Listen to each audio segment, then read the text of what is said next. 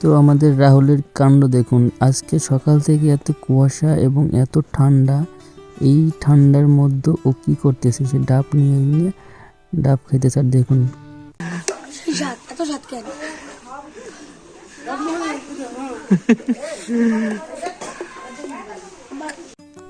দেখুন এখনো কিন্তু অনেকটা কুয়াশা আছে। তো সকালে কিন্তু আরো বেশি কুয়াশা ছিল, এখন একটু একটু কমতেছে, তারপরে কিন্তু অনেক কুয়াশা।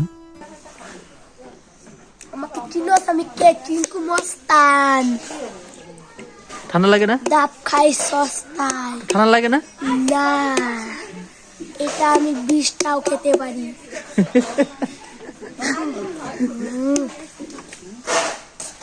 গাছে লাফ দিয়ে উঠে পেরে নিয়ে আসছি। দেখ কোপ দে, দেখ কি আছে ভিতরে।